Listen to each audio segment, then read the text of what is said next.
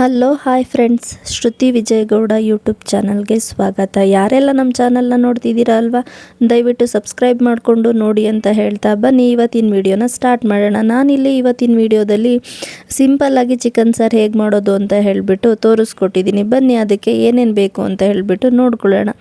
ನಾನಿಲ್ಲಿ ಮೊದಲಿಗೆ ಒಂದು ಮಿಕ್ಸಿ ಜಾರ್ನ ತಗೊಂಡು ಅದಕ್ಕೆ ಶುಂಠಿ, ಬೆಳ್ಳುಳ್ಳಿ ಹಾಗೆ ಹಸಿಮೆಣ್ಸಿನ್ಕಾಯಿನ ಸೇರಿಸ್ಕೊತಾ ಇದ್ದೀನಿ. ಇದ್ರ ಜೊತೆಗೆ ನಾನು ಕಟ್ ಮಾಡಿ ತಗೊಂಡಿರುವಂತಹ 1-2 ಈರುಳ್ಳಿನ ಹಾಕೊತಾ ಇದ್ದೀನಿ. ಇದ್ರ ಜೊತೆಗೆ ಅರ್ಧ ಟೊಮೆಟೊನ ಕಟ್ ಮಾಡಿಕೊಂಡು ಕೂಡ ಸೇರಿಸ್ಕೊತಾ ಇದ್ದೀನಿ. ಸ್ವಲ್ಪ ಪುದೀನ ಸೊಪ್ಪು, ಅದಾದಮೇಲೆ ತೊಳೆದಿಟ್ಕೊಂಡಿರುವಂತಹ ಕೊತ್ತಂಬರಿ ಸೊಪ್ಪನ್ನು ಕೂಡ ಸೇರಿಸ್ಕೊಂಡು ಅದಕ್ಕೆ ನಾವು ತಗೊಂಡಿರುವಂತಹ ಚಕ್ಕೆ, ಲವಂಗ ಇದನ್ನೆಲ್ಲ ಸೇರಿಸ್ಕೊತಾ ಇದ್ದೀನಿ.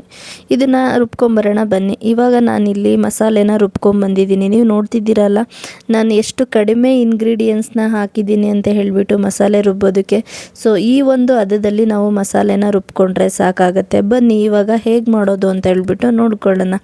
ಮೊದಲಿಗೆ ಸ್ಟವ್ ಮೇಲೆ ಒಂದು ಕುಕ್ಕರ್ನ ಇಟ್ಕೊಂಡು ಅದಕ್ಕೆ ನಾವು ಸ್ವಲ್ಪ ಆಯಿಲ್ನ ಹಾಕ್ಕೊಂಡು ಎಣ್ಣೆ ಚೆನ್ನಾಗಿ ಬಿಸಿ ಆದಮೇಲೆ ಅದಕ್ಕೆ ನಾವು ಮೊದಲೇ ತಗೊಂಡಿರುವಂತಹ ನಾನಿಲ್ಲಿ 1 kg ಚಿಕನ್ನ ನೀಟಾಗಿ 2-3 ಸತಿ ತೊಳೆದ್ಬಿಟ್ಟು ತೊಗೊಂಡಿದ್ದೀನಿ. ಆ ಚಿಕನ್ನ ಕೂಡ ನಾವು ಹಾಕ್ಕೊಂಡು ಈ ರೀತಿ ಚೆನ್ನಾಗಿ ಮಿಕ್ಸ್ ಮಾಡ್ಕೋಬೇಕಾಗತ್ತೆ. ನೀವು ನೋಡ್ತಿದ್ದೀರಾ ಅಲ್ವಾ ನಾನು ಯಾವ ರೀತಿನಲ್ಲಿ ಮಿಕ್ಸ್ ಮಾಡ್ಕೊತಿದ್ದೀನಿ ಅಂತ ಹೇಳ್ಬಿಟ್ಟು. ಸೊ ಈ ರೀತಿನಲ್ಲಿ ನಾವು ಮಿಕ್ಸ್ ಮಾಡಿಕೊಂಡು ನಾವು ಅದನ್ನು ಸ್ವಲ್ಪ ಬೇಯೋದಕ್ಕೆ ಬಿಡಬೇಕಾಗತ್ತೆ. ಅದ್ರದ್ದು ಅಂದರೆ ಚಿಕನ್ನದು ಸ್ವಲ್ಪ ಹಸಿ ವಾಸನೆ ಇರುತ್ತಲ್ಲ, ಆ ಹಸಿ ವಾಸನೆ ಹೋಗೋ ತನಕ ಕೂಡ ನಾವು ಸ್ವಲ್ಪ ಇದೇ ಥರ ಫ್ರೈ ಮಾಡ್ಕೋಬೇಕಾಗತ್ತೆ. ಈ ಸಂದರ್ಭದಲ್ಲಿ ನಾವು ಇದಕ್ಕೆ ರುಚಿಗೆ ಎಷ್ಟು ಬೇಕೋ ಅಷ್ಟು ನೋಡಿಕೊಂಡು ಉಪ್ಪು ಮತ್ತು ಅರಿಶಿಣ ಪುಡಿ ಸೇರಿಸ್ಕೊಂಡು ಚೆನ್ನಾಗಿ ಮಿಕ್ಸ್ ಮಾಡ್ಕೋಬೇಕಾಗತ್ತೆ. ನೀವು ನೋಡ್ತಿದ್ದೀರಾ ಅಲ್ವಾ, ಸೊ ಈ ರೀತಿನಲ್ಲಿ ಮಿಕ್ಸ್ ಮಾಡ್ಕೋಬೇಕು. ಇವಾಗ ಇದು ಚೆನ್ನಾಗಿ ಮಿಕ್ಸ್ ಆಗಿದೆ. ಅದೇ ರೀತಿ ನೀರು ಕೂಡ ಬಿಟ್ಕೊಂಡಿದೆ ಚಿಕನ್ನು. ಈ ಸಂದರ್ಭದಲ್ಲಿ ನಾವು ಇದಕ್ಕೆ ಸ್ವಲ್ಪ ಅಚ್ಕಾರದ ಪುಡಿ ಮತ್ತು ಸ್ವಲ್ಪ ಧನಿಯಾ ಪುಡಿನ ಸೇರಿಸ್ಕೋಬೇಕಾಗತ್ತೆ. ಇದು ಸ್ವಲ್ಪ ಖಾರಕ್ಕೆ ಮತ್ತು ಕಲ್ಲರ್ಗೆ ಬೇಕಲ್ವ, ಅದಕ್ಕೋಸ್ಕರ ನಾವು ಇದಕ್ಕೆ ಸ್ವಲ್ಪ ಖಾರದ ಪುಡಿ ಮತ್ತು ಧನಿಯಾ ಪುಡಿನ ಕೂಡ ಸೇರಿಸ್ಕೊಂಡು ಈ ರೀತಿ ಮಿಕ್ಸ್ ಮಾಡ್ಕೊತಾ ಇದ್ದೀನಿ. ನೀವು ನೋಡ್ತಿದ್ದೀರಲ್ಲ, ಈ ರೀತಿ ಖಾರದ ಪುಡಿ ಧನಿಯಾ ಪುಡಿ ಚೆನ್ನಾಗಿ ಚಿಕನ್ಗೆ ಮಿಕ್ಸ್ ಆಗಬೇಕು. ಅಲ್ಲಿ ತನಕನೂ ನಾವು ಚೆನ್ನಾಗಿ ಮಿಕ್ಸ್ ಮಾಡ್ಕೊತಾನೆ ಬೇಯಿಸ್ಕೋಬೇಕಾಗತ್ತೆ. ನಾನಿಲ್ಲಿ ಈ ಚಿಕನ್ ಸಾರನ್ನ ಎಷ್ಟು ಸಿಂಪಲ್ಲಾಗಿ ಆಗುತ್ತೋ ಅಷ್ಟು ಸಿಂಪಲ್ಲಾಗಿ ಮಾಡಿ ತೋರಿಸಿದ್ದೀನಿ. ಇವಾಗ ಇದಕ್ಕೆ ನಾವಿಲ್ಲಿ ಮೊದಲೇ ರುಬ್ಬಿಟ್ಕೊಂಡಿರ್ತೀವಲ್ಲ ಮಸಾಲೆ, ಆ ಮಸಾಲೆನ ನಾನು ಇದಕ್ಕೆ ಚಿಕನ್ಗೆ ಸೇರಿಸ್ಕೊತಾ ಇದ್ದೀನಿ. ಈ ಸೇರಿಸ್ಕೊಂಡಿದ್ದೆಲ್ಲ ಆದಮೇಲೆ ನಾವು ಮಸಾಲೆನ ಯಾವುದೇ ರೀತಿ ಮೊದಲೇ ಈರುಳ್ಳಿ ಎಲ್ಲದನ್ನು ನಾವು ಫ್ರೈ ಮಾಡ್ಕೊಂಡು ರುಬ್ಬಿರಲ್ಲ ಅಲ್ವಾ, ಹಾಗಾಗಿ ಹಸಿ ಮಸಾಲೆನೇ ರುಬ್ಬಿರೋದ್ರಿಂದ ಅದನ್ನು ನಾವು ಈ ರೀತಿ ಚಿಕನ್ಗೆ ಹಾಕ್ಕೊಂಡು ಮಿಕ್ಸ್ ಮಾಡಿಕೊಂಡು ಚೆನ್ನಾಗಿ ಬೇಯಿಸ್ಕೋಬೇಕು. ಅದರಲ್ಲಿರುವಂಥ ಹಸಿ ಸ್ಮೆಲ್ಲೆಲ್ಲ ಹೋಗೋ ತನಕನೂ ಕೂಡ ನಾವು ಬೇಯಿಸ್ಕೋಬೇಕಾಗತ್ತೆ. ನೀವು ನೋಡ್ತಿದ್ದೀರಲ್ವ ನಾನು ಯಾವ ರೀತಿ ಮಿಕ್ಸ್ ಮಾಡ್ಕೊತಿದ್ದೀನಿ ಅಂತ. ಇವಾಗ ಮಿಕ್ಸ್ ಮಾಡ್ಕೊಂಡಿದ್ದೆಲ್ಲ ಆಗಿದೆ. ಹಾಗೆ ಸಾಂಬಾರು ಕೂಡ ಕುದೀತಾ ಇದೆ.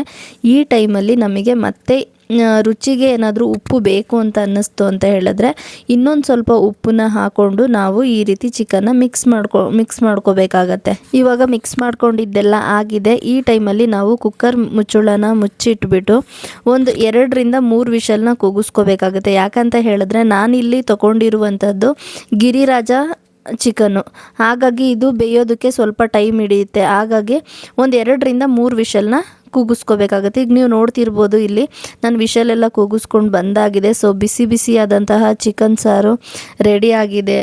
ಎಷ್ಟು ಸಿಂಪಲ್ಲಾಗಿ ಆಗುತ್ತಲ್ಲ ಅಷ್ಟು ಸಿಂಪಲ್ಲಾಗಿ ನಾನು ಚಿಕನ್ ಸಾಂಬಾರನ್ನ ಅದು ತುಂಬ ಸುಲಭವಾಗಿ, ಅದು ತುಂಬ ಕಡಿಮೆ ಸಮಯದಲ್ಲಿ ಹೇಗೆ ಮಾಡ್ಕೋಬೋದು ಅಂತ ಹೇಳ್ಬಿಟ್ಟು ತೋರಿಸ್ಕೊಟ್ಟಿದ್ದೀನಿ. ಸಂಡೇ ಟೈಮಲ್ಲಿ ಅಥವಾ ಮನೆಗೆ ಯಾರಾದರೂ ರಿಲೇಷನ್ ಬಂದಾಗ ಕ್ವಿಕ್ಕಾಗಿ ಮಾಡ್ಕೋಬೋದಾದಂಥ ಒಂದು ರೆಸಿಪಿ ಅಂತಲೇ ಹೇಳ್ಬೋದು. ನಿಮಗೂ ಕೂಡ ಈ ರೆಸಿಪಿ ಇಷ್ಟ ಆಗಿದೆ ಅಂತ ತಿಳ್ಕೊಂಡಿದ್ದೀನಿ. ಇಷ್ಟ ಆಗಿದ್ದರೆ ನೀವು ಕೂಡ ಒಂದ್ಸಲ ಮನೆಯಲ್ಲಿ ಈ ರೆಸಿಪಿನ ಟ್ರೈ ಮಾಡಿ ನೋಡಿ. ಹೇಗೆ ಬಂತು ಅಂತ ಹೇಳಿ ನನಗೊಂದು ಕಮೆಂಟ್ನ ಮಾಡಿ. ಹಾಗೆ ಈ ಒಂದು ವಿಡಿಯೋ ನಿಮಗೆ ಇಷ್ಟ ಆಗಿದ್ದರೆ ಲೈಕ್ ಮಾಡಿ, ಶೇರ್ ಮಾಡಿ, ಕಮೆಂಟ್ ಮಾಡಿ, ಹಾಗೆ ಸಬ್ಸ್ಕ್ರೈಬ್ ಮಾಡೋದನ್ನು ಮರಿಬೇಡಿ friends. Thank you so much video ನೋಡಿದ್ದಕ್ಕೆ.